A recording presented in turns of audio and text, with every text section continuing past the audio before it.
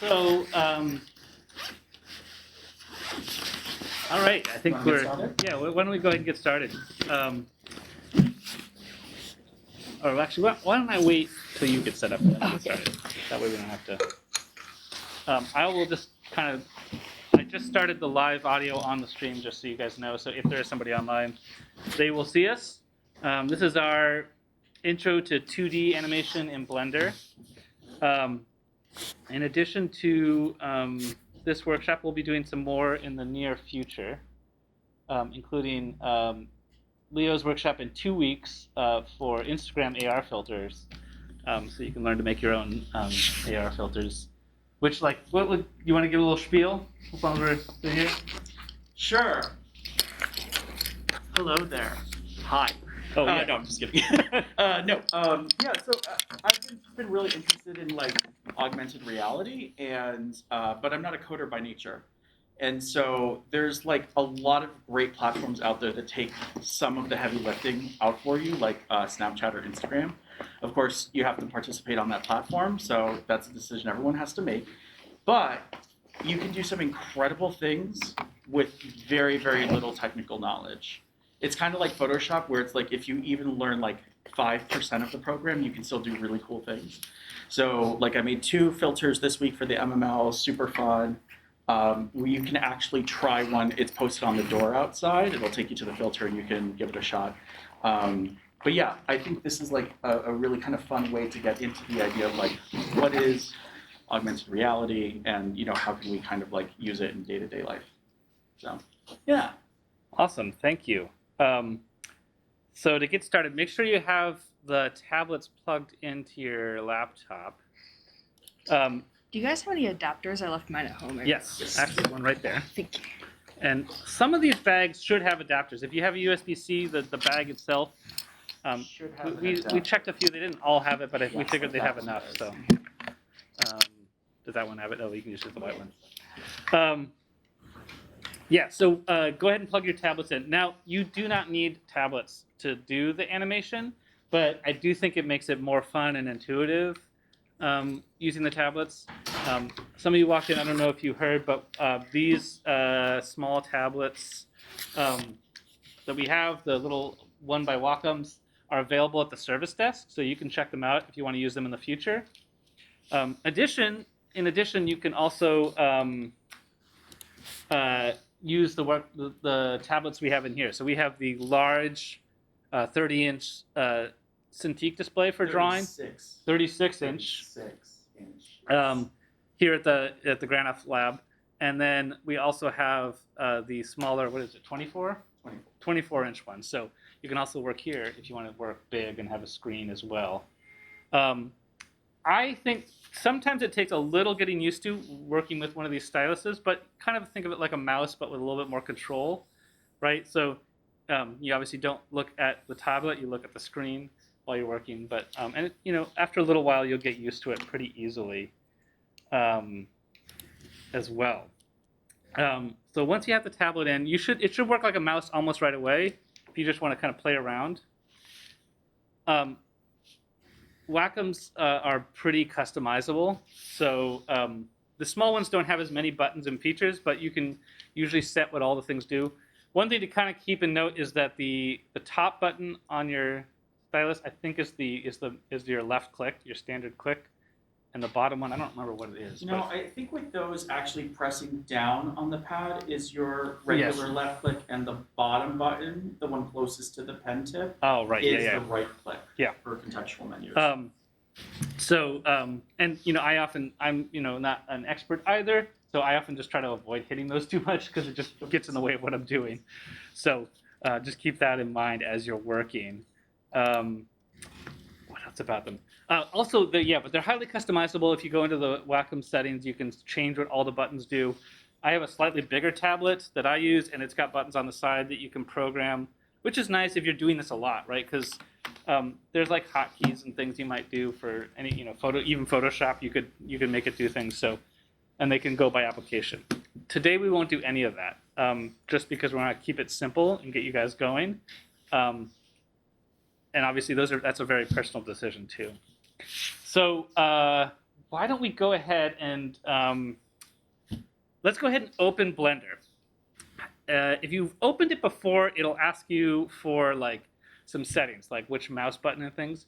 You can leave all that default, and just come to this screen here where you see the girl with the bird. How many of you guys have used or heard of Blender before? All right, so a few of you. So Blender is primarily a 3D program, right? It is designed for animators who want to do, and that's where it started. And then at some point they decided to add some drawing tools, mostly to help people like annotate their 3D, right? There was like a way for like an editor to tell an animator like change this or tweak that kind of thing. And then it developed into this full-fledged 2D animation tool, which is what we're going to use today. So that said, like kind of keep in back in your mind that this is all in 3D normally. And 3D is always still there. Even when we do the 2D stuff, 3D is in the background. So keep that in mind. Today, we're going to do it, just stick into 2D. So just start by hitting 2D animation and as a new tab right here. And you should see something like this. I am actually going to open up another doc that I've done some notes in, but you guys can stay in here. I just want to make sure that I'm streaming the right thing. Yeah. Perfect. All right, so what are we going to cover today? We're going to try to bounce a ball. Hopefully by lunchtime, you guys will all be able to bounce a ball in Blender. We will cover some of the basics of 2D in Blender and basics of like frame animation mostly, right? And we can talk about what that means in a minute.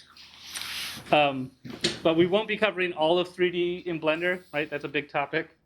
Or even all of 2D. Like this is actually, even though this started out as kind of like a side function of Blender, it's pretty vast what it can do. And there's lots of different features. We'll be doing kind of basic, very kind of like solid color drawings, but you can do almost lots of layering and blending and all kinds of things with the 2D stuff. But there's so much to cover. We're going to kind of keep it basic. So what can you do? Switch to draw mode for a second. So what can you do in Blender? So we're going to cover frame animation today. That's basically where you draw frame by frame every part of what you're doing. But you can also do kind of motion graphics, like you might see, like effects or like names and tags for videos, that kind of thing. Rotoscoping, this is like when people draw over video. Like you might see this kind of animation where like it looks kind of real, but what they've done is they basically traced over every frame of a video to kind of create a more animated look. And then you can also combine 2D and 3D, and I can show you some examples later, but that's kind of like how a lot of animation is done today, right? Like there's like they might do 2D style with strokes and drawing, but they are using lots of 3D aspects of it. So, and we can go over more of that. So we already created the new animation. Now let's do some basic setup. So most of you guys are working on a laptop. So there's a couple of preferences that you should, definitely recommend you set when you're working on Blender. So if you go to the edit menu up here and preferences, and then go to input, two things you can turn on is to emulate numpad up here and emulate 3-button mouse. So if you do have a mouse, you don't need to do that one. I actually am going to leave them both off for me because I have both a keyboard and a mouse. So emulate numpad basically says all the numbers on the numpad over here, treat them like the numbers on the top row, right? Because your keyboard doesn't have, if you have a laptop, it doesn't have the numpad page. So 0 through 1 on the numpad are now over here on the top. And then the same with the mouse, right? It lets you control the mouse. And if you hit the option button, that's like a left click. I can't remember how they do the middle mouse, but but those are worth keeping on. If you are using one of our mice, you have a 3-button mouse, right? The scroll wheel in the middle is 3 buttons. So if you just press down, it'll click. Everybody find that? Any questions? Cool. So let's talk about the screen a little bit. There's some. So this is a basic. You're kind of looking like a little meta here, right? The screen within the screen, right? So the middle of the screen here, where my diagram is, that's the main canvas, right? That's where we're going to draw. There's some tools on the left, right? And right now we're in what's called drawing mode, so those tools will be over there. The timeline on the bottom, this is where you can actually see it on here, right? This is where all your keyframes are going to go, where changes in time happen. The outliner up here, we're not going to use this much today, but this is kind of what Blender stores all the data about our scene, right? And when we're doing a basic 2D animation, there are only really two objects in the whole scene. The strokes you're drawing, which it says it's a stroke, but it's like all the strokes over time in your project, right? When it says that, so that's the whole. That could be the whole animation if you want. You can have more than one, but today we're just going to have one. And then the other object is the camera, which sounds weird, right? But there's a virtual camera in here. You can see it if I do this, right? Right. So the 2D actually lives in 3D, right? So this pyramid shape object is the camera, and this is what we're drawing on. So this is how they do 2D in 3D. And this is also how you might begin to do like combined both 2D and 3D, because you can make these drawing planes go wherever you'd like them to go. But today we're going to keep it flat. And I think I may have put a note later on in the graphic, but just a note, if you get into this view and you're like, how do I get back? You want to hit the 0 key, right? So if you hit the numpad emulation, the either 0 should work. If you haven't, it's the 0 on the thing, and it'll toggle. So if you hit it again, it'll go back. But that basically says camera view. I want to look at what the camera sees. And that's hopefully all the 3D you guys need for this talk. If I apologize, I think I have a slide later on, but oh yeah, here it is. Return. Getting ahead of myself. Perfect. The other thing that's by default when you're doing 2D animation is there's a little blue dot at the bottom of the screen, right here. That is your auto keying button. It's not always on in Blender, but in 2D, they start by default. And what that auto keying does is that when we move to a new frame and we change something, it will automatically make a new keyframe if there isn't one there. Which is a nice feature, especially for drawing, because you don't have to keep like insert keyframe, which sometimes you have to do. So if for some reason you're trying to draw and that's not happening, you may have hit that button off. Here we go. Where's my thing? And the last thing is, to get started, is this start and end keyframes button here, which is where you see in the lower corner here, it says start. Mine says 20 and 35. Yours probably says 0 and maybe 250, right? So we are going to do a very simple animation. And one of the things you'll learn about animation is that every frame is a lot of work. So we're going to bring that down. So if you want to change those numbers, you can just sort of click into the box. And you can change it so one says 0. You can leave 0 if you already have it. I'm going to leave mine at 20 because I have some other extra frames in my special presentation file. And then change the second one to 15. So to start with, we're going to make 15 frames. Can I ask, would you mind explaining a little bit like what keyframes are and how they relate to frames? Yes, right. So frames, so this section here, when I say 0 to 15, that means that like the entire animation will just be 15 pictures. And it does by default, this is 24 frames per second, right? So that's like well under a second. don't worry, we'll make it a little longer in a while, but it's a very short period of time, right? So there's 24 frames per second. Keyframes are basically a term that came from like when people actually drew things by hand. They would be a key artist, and they would draw all the important frames, like when the cartoon character was at like a very extreme pose or an important pose or made a big facial expression. And then they had what were called in-betweens or tweens, which is when the other artist, who was maybe the apprentice, would draw all the frames between to get from one thing to another. So keyframes are often considered like, so when something changes in a computer animation. Now these keyframes in 2D today are going to work a little bit differently than some other software if you've used Flash or Adobe Animate or other softwares, or even Blender. Like the in-betweens for our 2D animation today are really not going to exist. They're all going to be kind of close to like regular keyframes. But does that make sense? Yes. So everybody changed their thing to make it a little bit shorter. Yeah, start 1. Oh, I'm sorry. Yours said 1, right? You can do 1, not 0. It may have automatically changed when you did that. I don't think there is a 1 frame for some reason, or 0 frame. All right. So we have everything to get started. And some of you may have even already tried this, but I'm going to go ahead and move ahead.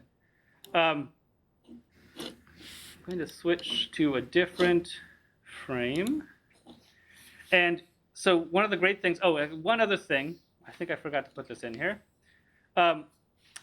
You may be drawing up here, and your screen may not be as dark as mine, right? That's because the pen has a pressure sensor in it, which is great, but it can be a little light sometimes. So if you just want like a really dark scene, and I think for today that makes sense, you'll see the radius and strength buttons up here. I would go ahead and turn this radius button here, which is like basically that turns off pressure sensitivity for strength. So actually here, I'll turn it on for a second. You can kind of see, right? I can, depending on how strong I'm typing, that's what it does. So I'm going to turn that off. And then the other thing is turn the strength way up, all the way to 1. And that'll just give you a black line. But yeah, that's a super feature. Normally I would say do it. I think for now, it just makes it easier if we have like pretty black lines. Mm-hmm. And I left the radius on for pressure. So if you see when I draw, right, I can make it thing. I feel like that's easy enough. So I left that on, and I might just turn that radius up. So mine's at 100 right now, so you could do 150 pixels, right? And that's just basically the size of the brush, right? So I can make it really big if I want, or smaller. The other thing you might notice too, though, is like when you switch between these, like so this is 89 and I'm pressing really hard to get that. If I turn it off, it'll actually be a lot thicker sometimes. So try to keep that in mind. But let me go back 1 frame here. Yeah, so to draw, what do we do? To make an animation, if you just go to the first frame, so you're at 1, which you can go to by scrubbing down here. Everybody be able to do that? I'm going to start at 20, but you guys can be at 1. I just draw what I want to draw. So I'm going to do a little firework, or kind of silly firework. I'm going to draw whatever I need, and then I'm going to move 1 frame ahead, and then I'm going to draw again. And you'll see my first frame grays out right there. And my second frame is dark. That's called onion skinning. You can turn that off, but it's a really nice feature to see where you're coming from.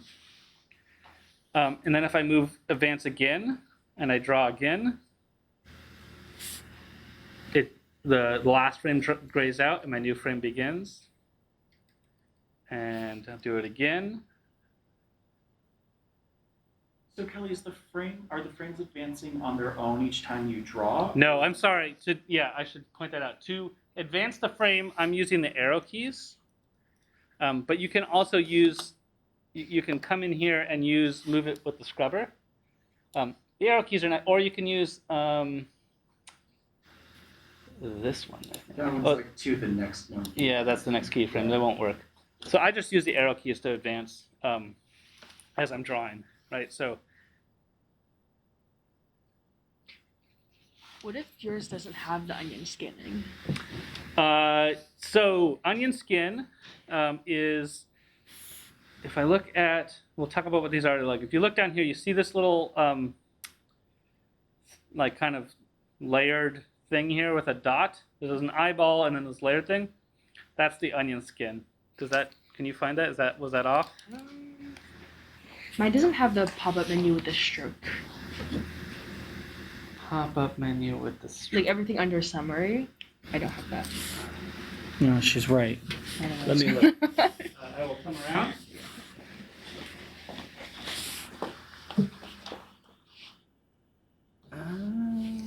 What version of Blender? Is this maybe a different version? Under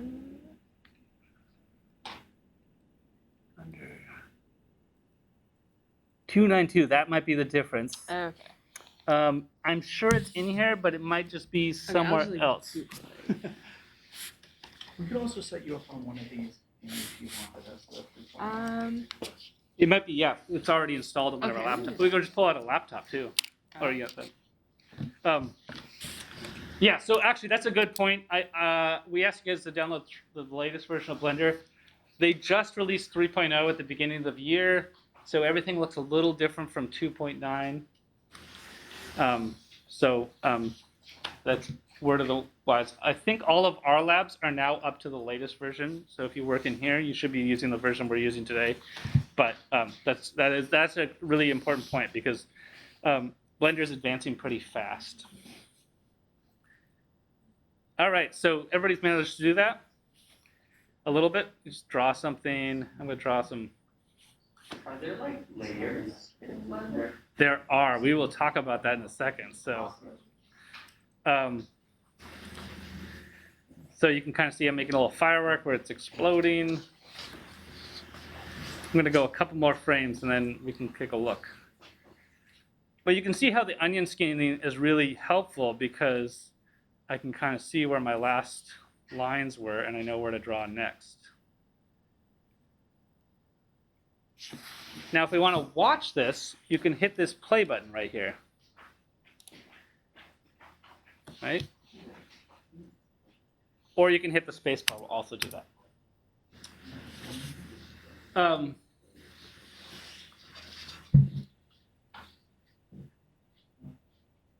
How's everybody doing?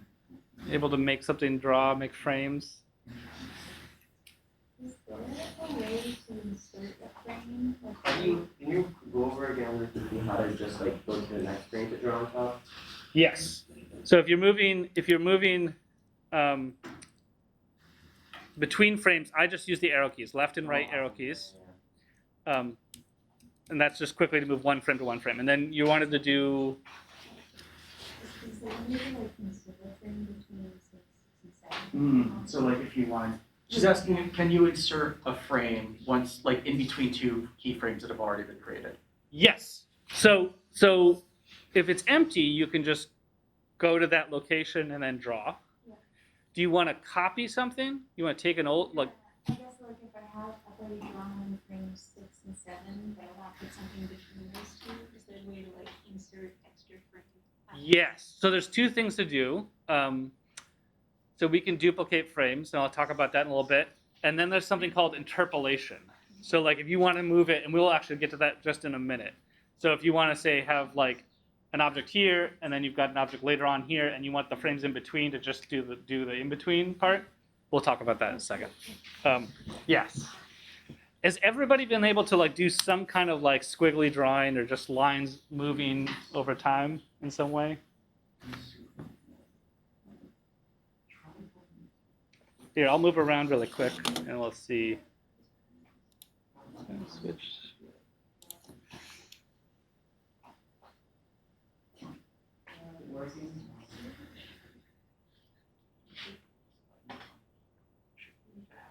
So this is like pretty basic, but not too, pretty intuitive, but a little time consuming, right?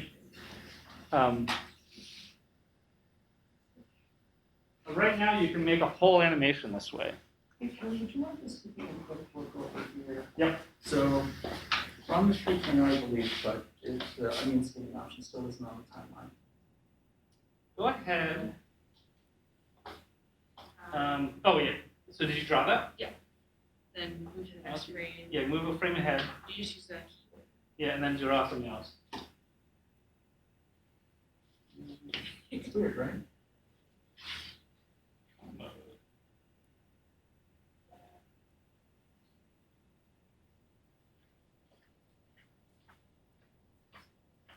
Kelly, it looks like it doesn't have the stroke. Oh, but In- now it does. I don't know what happened. I don't know what happened. I just drew a new one. So Okay. So just a new file. I did new 2D. Got it. Did you do 2D? Yeah. So I don't know. Okay, well. The deep it should be deep cell up that way. I don't know why I did it, but Oh, that's so cool. Oh my God. I like it. Can I see? Yeah. Oh, awesome. Yeah, perfect. You have to send that to us. All right, so let's you want to try something more advanced? If you've made something cool, like you've got, you can kind of do what I'm doing, which is like, I've got this file here where I've got my notes that you guys saw, right? And I wanted to keep those, but they're not part of my animation, right? And so this is going to be the hard part of me on a stream, is I want to get up and walk around. You can see that I moved, like, so you guys probably now have frame 1 through 15 are your animation, or somewhere in that bounce. You can actually just change this start to another time. So this start and end window is like, that's the real part of my animation. That's what I'm going to export when we're done. And for now, if you want, and just also preview, right? When I hit the space bar, you see that mine doesn't show you all my notes. It just shows you this little firework thing I made. So if you want to keep what you've done, just go ahead and move forward, right? So maybe start at frame 20 and then go to 35 like I did, if that makes sense. Because we're going to draw something new with the ball. So if you've drawn something cool for a second, I don't want you to lose that. So Kelly, is it kind of like when you're making like a GIF or like a boomerang on Instagram from a video, and it's like the video's 3 minutes long, but you're only choosing these 5 seconds exactly. to repeat? Yeah, it's like the window that we're working in. So this start and end is the window. And you can kind of see here, right? Like it's a little lighter on the screen. So let's go ahead and do that. So I will, so the ball. So we're going to try to draw a ball today, which will give you a couple of basic things. This is a very common, apparently I drew something on there already. A ball is a very common first animation to do because it involves some simple things, right? It's just simple movement. You can loop it pretty easily, but it also has a few complexities that can kind of show you like what makes how to make an animation more interesting, right? So we're going to start with a ball, and we're just going to, instead of doing a ball bouncing, we're going to start with a ball dropping, and it'll take about 15 frames. So it'll go from, somewhere in the air to just above the ground, right? And that's a pretty simple thing to do, and I'll show you a quick shortcut. This will help you save time when you're moving things around, to go from the top to the bottom. And then the problem when it hits the ground is, right, like the acceleration changes drastically, right? So we'll kind of show how the ball is affected by hitting the ground, right? So that's a slightly different section. And then we'll take the whole thing and reverse it, and that's how we'll make our loop, and we'll have like a full bouncing ball. But to start, so yeah, I don't really love my little fireworks here, so I'm going to go ahead and delete it. But if you want to save yours, just move ahead. So actually, let me show you a couple of things about keyframes, right? So I can manipulate these keyframes down here. If I don't like where they are, I can actually pick them up and move them, right? I can kind of move them forward or back, right? And that'll mean that now that frame kind of stays for a little longer. Now there's a little, or if I spread out some more, now it's kind of doing a little dance, right? So you can move the keyframes around. Any frame you've drawn will show up here. The other thing to note is that there should be multiple what are called layers in there. So I have two layers, notes and lines, right? So notes is just where I wrote those things at the beginning, and then lines is where I'm drawing it. But you can have layers that do other things, right? You might have a layer that's just the colored filled background, or you might have two different animations, like so the animation works differently on different layers, right? So you can use those layers to build up your animation and make more complex things. But we'll get into that a little bit later. There's also the summary at the top. So you kind of see like there's extra keyframes in here. This is just like there is a keyframe somewhere, right? Like you'll see like here are all the line keyframes, right? So they're showing up here, and here are all the notes keyframes, but they don't have keyframes for the other ones. But in the summary at the top, they're all there. So that's just what that means, if that gets confusing, why there's two of those. Also, if you don't like the keyframes that you've got, you can just select them all. I'm just clicking drag. And then if you hit X, you can hit delete keyframes. And that just deleted all that kind of fireworks animation. So if you don't like what you did, you can do that. Otherwise, you can I would just change your start and end to a little bit later, and we'll start there. I accidentally deleted one of my layers. How do I create a new one? So the layers exist. And if you start drawing again, it probably will show it to you again. Do you not see anything? No, now I only have one layer instead of two. So these properties over here, I'm on the layers property, which is this kind of squiggly line here. And you can see these are all the layers that I have. I have a notes, a lines, and a fills. You probably have lines and fills by default if you look in there. So this is this little squiggly green thing here. But you notice the fill isn't over here, or now neither is the line. And that's because I don't have any keyframes. But if I select the line layer and I come over here and start drawing, it suddenly pops up over there. So it's only going to show you the ones that you have at the time, but they exist. And for instance, if I want to work in fill, I can also, it'll show up there too. So now I have 3 layers on my drawing. So they exist, and you can kind of use them when you want. They're sort of in the background. But if you do want to change to them, you have to go over to this little menu and then select it if they're not already over here. Any more questions? All right, so let's bounce a ball. So I'm going to make sure I'm on my lines layer for now. You can also lock the layers. I've locked my notes so I can't draw on them accidentally. So what do we want? We need a circle. So I'm just going to draw a circle somewhere near the top. Lovely circle, right? It's a little messy. So we've kind of looked at some of the drawing tools. There's a few other modes we can work in.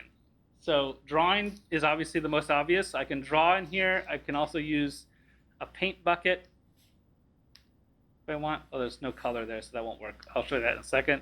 There's an eraser tool, and there can be different types of erasers. This one is sort of soft, so it just sort of kind of fades it. But there's also an eraser that's like hard, which will be a little, well, I guess it's not that hard, but harder. And then there's also one that's like a stroke eraser, and I think this one will just delete whatever stroke you're on. So if you kind of just want to erase things, you might want that one. So this is drawing mode, right? And you can see the modes are right up here where it says draw mode, right? And that means that I'm drawing here. I have all the drawing tools, etc. And that's what we've stuck in, right? It also creates keyframes when you do that. There's also edit mode. We'll talk about that in a second. Oh, actually, I need to draw my circle. Let me draw that back. So let's say I've drawn my really lovely circle there. I'm going to go to sculpt mode. This is, again, a holdover from 3D, so sculpt kind of sounds weird. You might think of the sculpt layer as the shape mode. It lets you shape and kind of change things. And there's different tools in here, but this one lets me just take the drawings that I've already done. So I'm going to start with this top one, which I think is smooth. right? And it'll just smooth out my lines. So if I kind of had too much coffee this morning, it'll help me smooth out my lines. There's also one that'll make it kind of jittery, which might be fun if you want to add some jitter to your animation. And then there's a few down here that let you do things like push and pull. So this one I can kind of pull parts of it out. And this is good both to kind of refine your drawings if you want, like you didn't draw it quite the way you wanted to, or to animate, right? So you could, so now I can do is I can animate with this, right? I want to push things around, and you can see there's the onion skin underneath, right? And then I want to do it again.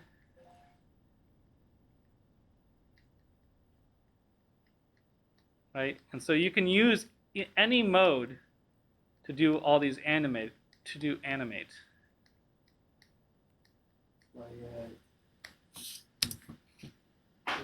Right?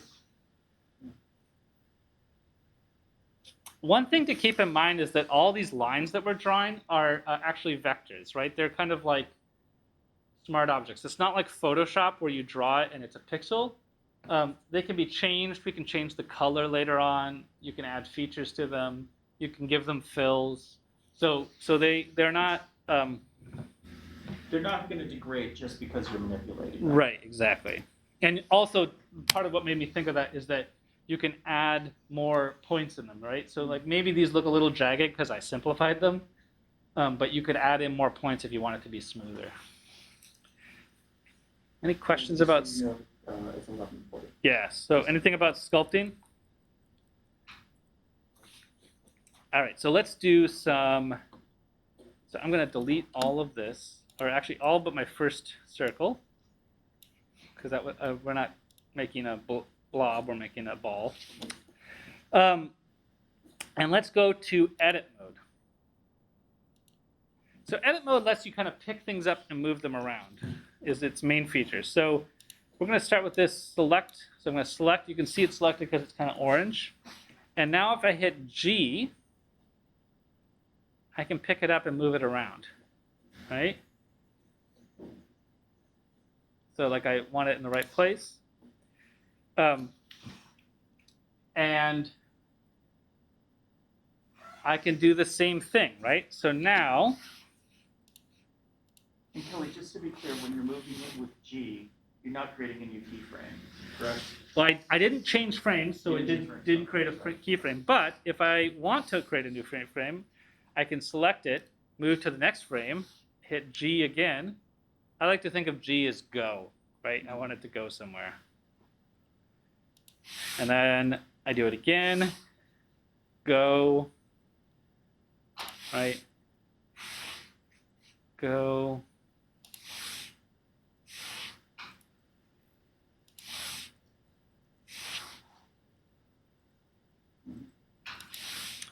I'm not going to get this right now, but one thing to keep in mind when objects fall due to gravity, they are accelerating, right? So they're going to start out slowly,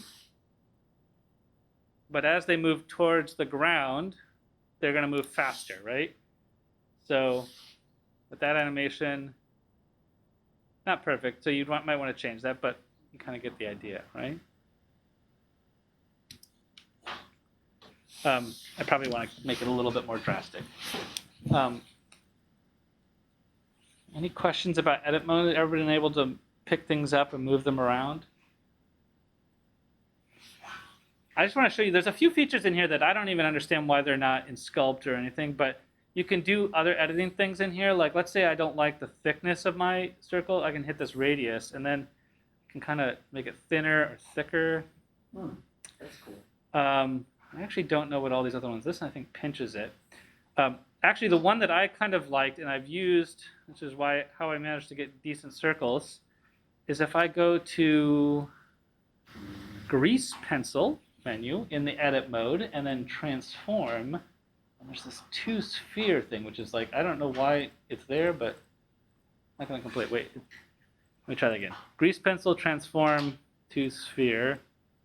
You have to select it first. It is selected. I don't know what there we go. Oh, there we go. I'm not moving the mouse the right way. You have to kind of, what you have to do, there.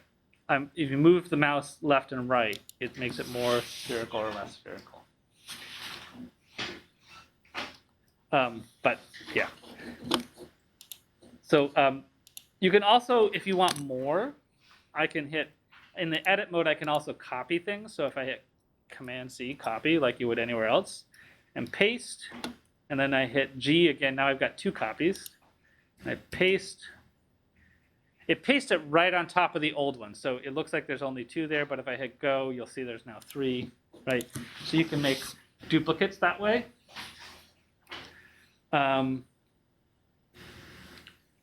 So let's go ahead and we've got our ball. I'm going to try hit X. Delete those. Actually, I'm just going to start. I'll just quickly do this one more time. I'm going to start with my ball. I'm going to hit. I'm going to move to the frame. So this is the first frame of my animation. I'm going to go 1 frame ahead, hit go, and move it down a little bit. Move it 1 frame ahead, hit go, move it down a little bit more. Move it 1 frame ahead, go. All right, I'm just going to do this until.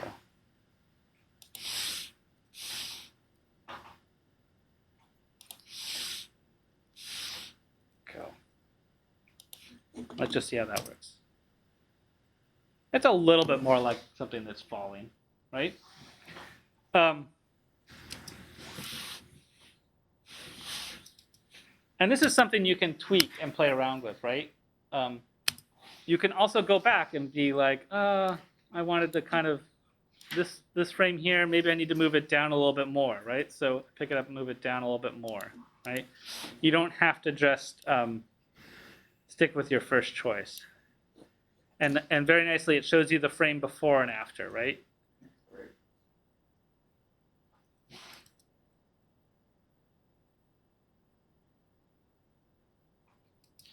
So now what maybe I want to do is here's my last frame right before it hits the ground. Now I switch maybe back to sculpt mode. Right? And this one, maybe I want to, actually, I'm going to do one thing in edit mode first. I haven't shown you. So I showed you how to move things around. There is also a couple of buttons in for scaling things. So if I hit S, I can scale it, right? And if I hit X, it will only scale left and right, like the X direction, right? So I can make it squished. And then I can actually do Y. Oh, actually, no, not Y, sorry. Scale X. Okay, that's about right. Scale Y, or Z, I'm sorry. Z is up and down because we're in 3D. That's how it works, right? So I want it a little squished. And then this actually might be good for using this radius button here, because like now when I scaled it, it got kind of thick too. So maybe I want to bring it down a little bit. And then maybe lastly, I'll just go and move it down towards the bottom. But that X and Y kind of constrains it to either going just left and right or up and down. You can also do that with the go too. If I hit go and then Z, it will only move this way, right? Which actually might be good for our ball. Or go and then X, and it'll only move back and forth. So now we have like a slightly different animation. Not too bad. It kind of squished a little bit. But maybe what I want to do now is go into sculpt mode again. And for this next frame, I kind of want it to like really distort, right? And the sculpt mode's kind of good for that because I can kind of do that, and I can maybe pull these in. Maybe it's sort of more distorted, right? And now plop. So there's our ball. Very simple. How is everyone doing on our ball? Do they have a ball that's kind of, they've gotten fun to hit the ground at least?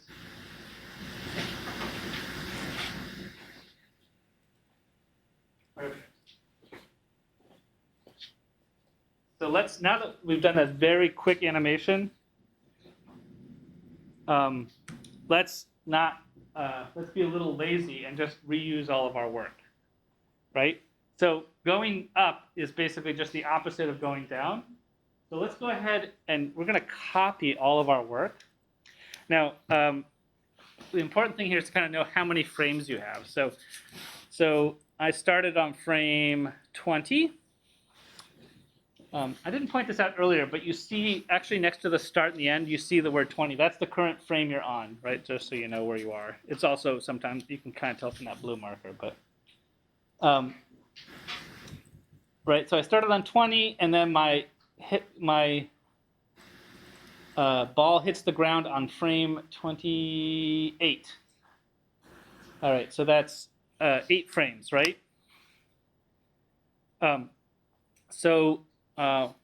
We need to focus in on this section. So I'm just gonna, there's actually a bar down here at the bottom. If you drag it at the ends, I can kind of see what I'm doing a little closer in my areas, right? So I drag it at the end, and then I drag it in the middle, and I can kind of recenter it. Right, so I'm going to drag this in a little bit. And now I can just see the frames that I'm working with. So here's the first frame on 20, and then splat, it hits the ground on 28. So what we're going to do is we can just take our keyframes that we've already made, and if I click and drag over all but the last one, I don't need that last one, I just want these other ones. I'm going to hit Shift D, and then when I do that, it's going to duplicate them. I can move them over here. I'm going to move them a little bit out of the way for now. You can see that I can move frames outside of the start and end zone. That doesn't matter, but they will not show up. But you will see them now, right? Kind of get a little bit of a jitter there at the end of the video because I've got a few of the frames again. But what's the problem with my frames right now that I copied? If I want to make these my splat, here I'll move them closer so you can go this way. So like, let's say they line right up. So there's a couple problems. I need at least one more frame in my start to end. That's easy to fix. I'll just go down here and go to 36 frames. But what's the other problem with my animation right now? If I play it. I need to reverse it. They're going down twice instead of going down and then up. So I'm gonna to do that. I'm gonna take the new frames that I added. I'm gonna move them a little farther away just so they don't interfere with my old frames. Let's kind of give myself a little more room here so I can see. And then I'm gonna move the playhead in a funny way. I'm gonna move it right to the end, and this is important. Because what I'll do next is, you know how we use scale to change the shape of our object?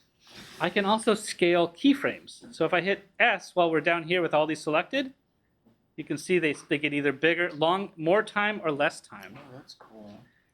And what we kind of want is negative time. So I can move them, if I move to the left, I can do that. Or instead of if I know precisely what I want is -1, right? So I'm scaling at -1. So if I have that scale selected and I haven't clicked anything, if I hit the scale? Hit S, so you selected the frames you want, right? Hit S, and then the mouse will start to be able to scale it. If you hit -1 before you click anything after that, it will Invert. It will invert it. Yeah.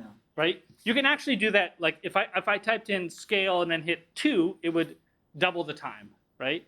Or scale in 0.5, it would halve the time. So, but -1 will invert it. And the reason we moved that cursor to the end there was so that the scale works based on where that cursor is. So if I was kind of close to my other frames, it would kind of copy over them. So I was just moving out of the way. Oh, that's so useful, because I would have just literally manually plopped everything. Right. And that's another way you could do it. You could do it manually. This is just a little bit faster. But that gets confusing if you have a lot of keyframes. Right. You can track. That's great. So now if I hit go, or actually I don't need to go, I can just drag it too, but I did hit go there. Nice. And now I put it back, it should be almost seamless. Not the best animation.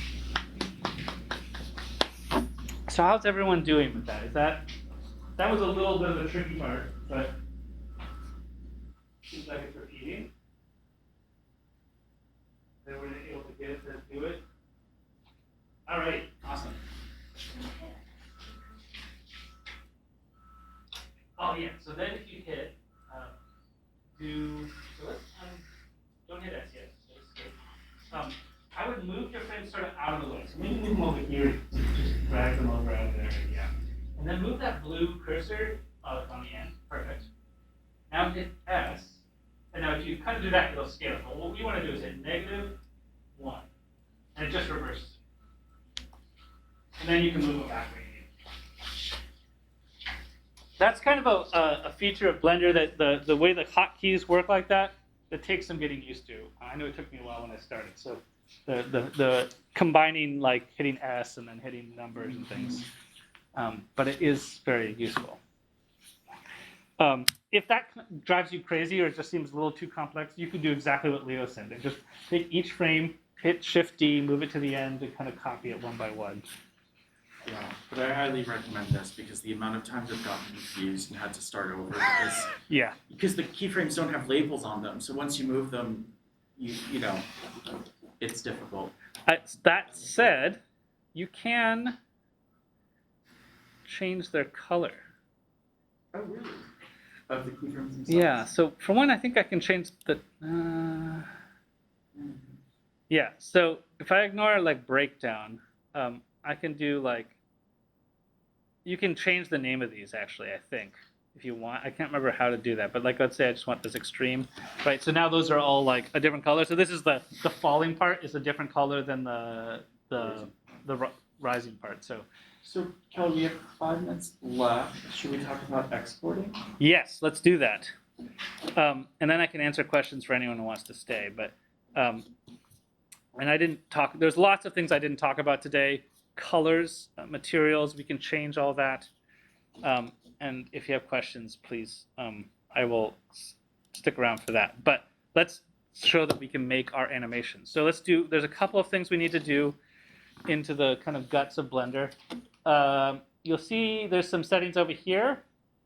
Right, these are different properties of Blender that we use. So we looked a little bit at this one, which has the layers, right? And we can make new layers if we want here. And they can kind of show up over here. There are materials. This is where we create like how our look is. So we were just using the solid black, but there's other colors we can use, and we can set these up. These are kind of like swatches that you can use later on. But to export, I always get confused at which one it is. I think it's this one. Yeah. So you want to hit this button here, which looks, let's see, if I roll over it, it'll tell me it's the output properties. And I guess it's supposed to be like a printer.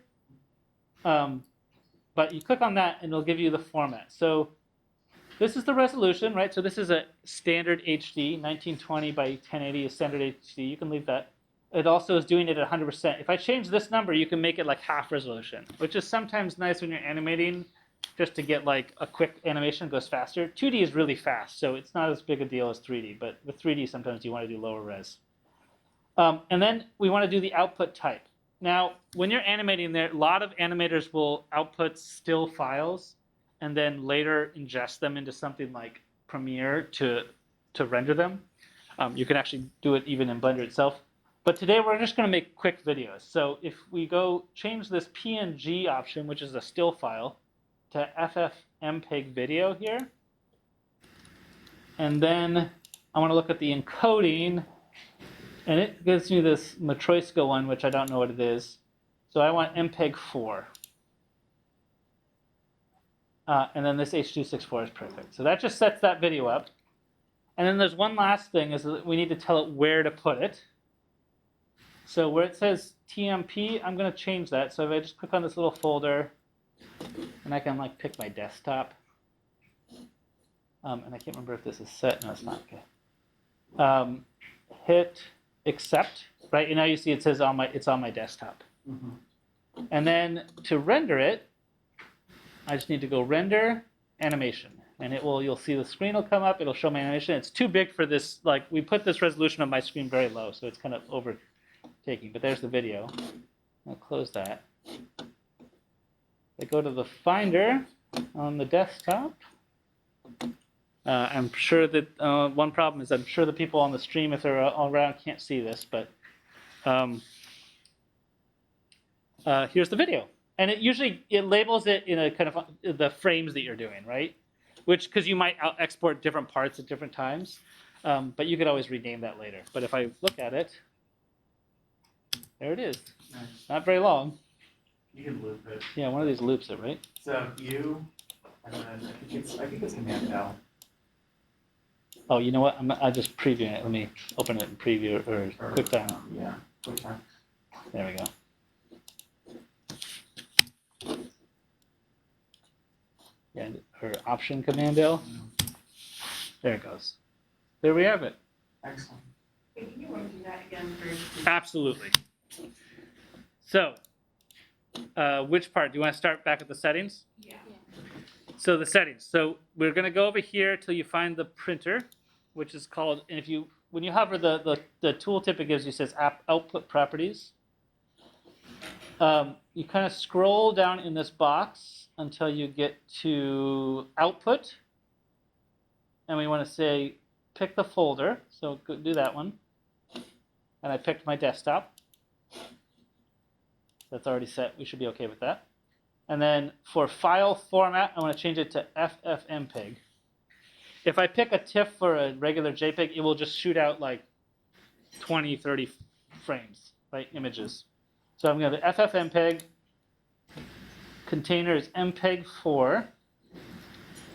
And then I think that's it. And it does H.264. That was default. So yeah. There's obviously you could change all these things, but so that's the settings, and then you just go to render animation, and it will render. Just a word of warning: it will render over whatever. If you already rendered it, that just rendered over my old file. So if you want to save something, move it somewhere else. So. Is there a way to like zoom into a portion of the screen, or is it just render whatever like ratio you have? So it's going to render what it sees as the camera is. If you wanted to do a zoom, that's totally possible, but that's about changing the camera, animating the camera, right? Which we haven't gone into. I talked about modes in here, but so there's like actually a bunch of different modes. We've talked about draw mode, sculpt mode, and edit mode. I won't talk about these last two because those are complicated, but object mode is basically like all of the objects in the scene. So that's when you can manipulate things like this is all of my animation all in one in this stroke, or this is the camera, right? It makes a little bit more sense. Object mode makes more sense in 3D, right? So this is my strokes, and now I'm selecting my camera, right? That's select those parts. Thank you. Have a good day. What you could do is you could actually animate this camera to either have like a different lens, or I could put in like a keyframe on like its movement property. I will do it quickly. This is probably good to cover in our next workshop, but I could change it so that. Amy, is your question more about like if you wanted to create something portrait instead of landscape, or like? No, this is like what I was Okay. asking about. Is mine went to the side, and I was like, oh, now I know what that thing was. Yeah. So now go Z. Oh wait. So if I do that and then I move forward, and I move a few frames forward. I moved frames forward, and then I move the camera closer. Now if I render, it should do that too. Theoretically? Yeah, it's hard to tell because it's already enormous. But Yeah, I want to see what that looks like. Let's see what that. Yeah, it's so fast that animation, but I think it did. I think it moved in a little bit. It did. So. It's actually kind of cool, the idea that you wouldn't have to animate a zoom effect. You can just change the camera and Yeah, the animation. and you could do pans. Pretty cool. If you wanted to do walking, you could just have a person walk in place and then move the whole thing across the screen. So that the object mode is really powerful for moving stuff and not having to like animate in the same way, but it's a kind of another level, and you don't need it to get started. Any other questions? Do you want? I will just say I want to show you where. Just if you are looking, let's go back to my thing, and let's go to draw mode. Oh, I have to. One thing, if you get into object mode and you're like, "Where's draw mode? I can't find it." If you're not on like a stroke, you don't get draw mode. So like the camera won't let me go to draw mode, but stroke will. Is the materials, right? So there's different materials in here, and these are actually pretty simple, but they're all either the stroke, like the outline of the object, or the fill, like the interior. And I can change what they do down here. So my solid stroke was set up with, a stroke. Now it disappears. But I can also give it a fill, and I can change that color by clicking that base color. So. And that's going to change it across all your frames. Yes. The material. Anytime. So if a stroke, if something in your object is assigned a certain stroke, it will change the whole animation, which is convenient, but it could be not what you want. You can also, I think, if I'm in edit mode, I can reassign the stroke. So let's say I have all these materials that I created, and let's say I want to reassign this. I could reassign this to, if I pick this highlight fill, and now I've changed it. So I hit this assign, I change the stroke that's assigned to that object. I think that works. See, that only works on a keyframe basis, right? So all the other ones are the same. So that's one thing to keep in mind with those materials, is some people tend to name them like red or blue, but you should probably think of them as like character face or character outline, right? Because if you decide to change the color, it's really more about what object it's representing than what like the actual look of it is, and you can change the look depending on what you need. Right. So set up a type of quality of stroke for like up for the background as opposed to like your foreground character. Yeah. Or gotcha. Any other questions? Too much? There's a lot going on here, but I think if you just stuck with like draw, move forward, draw, move forward, you could do a ton with this tool. So. How confident do people feel that like they could do a simple animation now? Okay. Okay. We'll take that. For those on the stream, that was a huge affirmative in the yes. Just like huge. Yeah. I'm just kidding. Awesome. Well, Thank thanks you. for coming. Yes. And as we mentioned, those tablets are available in the IT Service Center, which is on the 5th floor of Page Robinson Hall across the street. But we welcome you, if you're not already MML members, to go onto our website, Yes. do a quick online orientation. You get swipe access to all of our spaces, and you can come in and use the large tablets, which are really nice if you're at all into, you're feeling this idea of like illustration or animation. Being able to like stand and draw is like a very different feeling. So I highly recommend you using those tools. Cool. Thanks for coming. Yes. Oh, and we would love to know what you really think about the workshop or any changes. So we'll send you guys out a survey after the workshop. If you could just fill that out just to give us a sense of like, should we change what we're doing? Should we stop it altogether? Is it time for us to close down? Whatever makes sense. So thanks for coming. I am going to